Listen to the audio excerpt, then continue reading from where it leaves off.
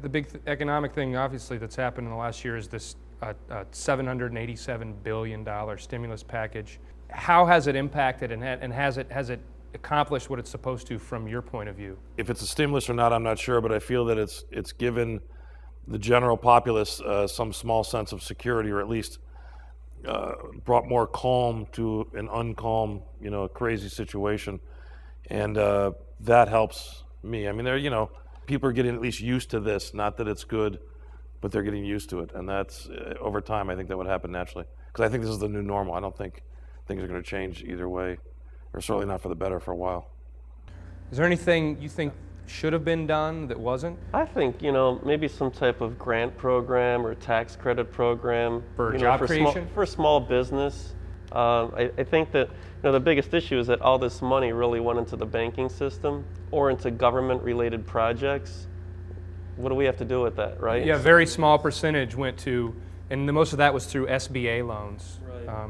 But we employ 60% of the people in the country. So, right. It's like, well, hold on, guys. I mean, that's what's ridiculous is that we do all the work, employ all the people, and J.P. Morgan gets all the money, and I'm just like, what's up with that? When I think about SBA loans, it's a very difficult loan to acquire, and going through our building of this brewery and working with the SBA, prior to starting that, I envisioned, the bankers are sort of the more hard edge folks, and the SBA are sort of these nice folks that work in pretty offices and love to help the little guy. But really, it was a very rigorous process working with them, and I think, and I'm familiar with some other entrepreneurs right now going through that process, and it's harder than ever. And I think if our government put more energy there, whether it's financial, but more open-mindedness in that area, I think our country would be in a much better spot. I think a group of people reaching out to entrepreneurs saying, how can we help you hire more people? I mean, we put on 100 this year, and not once did I get a call saying, there's a way for you to get a tax credit, which I think might be out there, but I haven't had the time to look for it. Right. We're busy, we're running our businesses. Just someone to come in and say, if you had an unlimited amount of funds, how many people could you hire? And then kind of work their way back into something they might be able to work out. Maybe I could have hired another 30.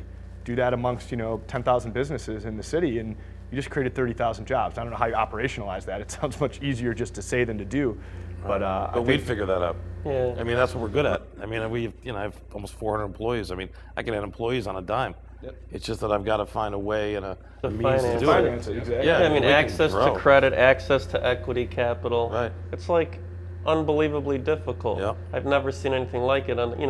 We're either in our 30s or 40s or whatever, but it's like, when you're an entrepreneur and you live and die by the sword, you find a way to make it work, but it's just a matter of how much pain you're willing to put yourself through, and that's what you get used to. I'm wondering during these tough times if you guys had more, when the stock market and the different markets aren't doing so well, if you guys had people approaching you, seeming like you're a successful businessman, people approaching you wanting to invest privately with you as they're, liquidating their assets in the market. We've definitely had a lot of private equity firms reach out to us. It's a constant occurrence. I say sometimes we get called more by private equity firms than we do copy salesmen.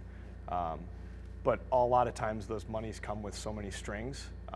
We've been talking with a lot and trying to get to know which are the right ones to possibly have invested in our company.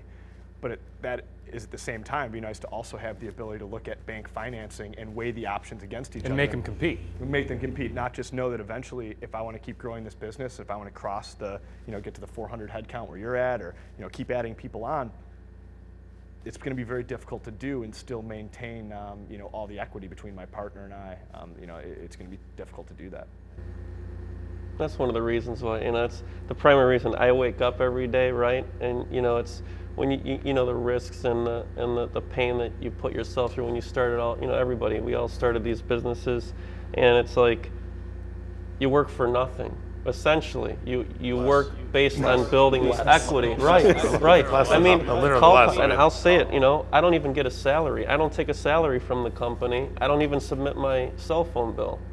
You do what you have to do. My value is building equity and value for stakeholders and shareholders. That's what I believe in.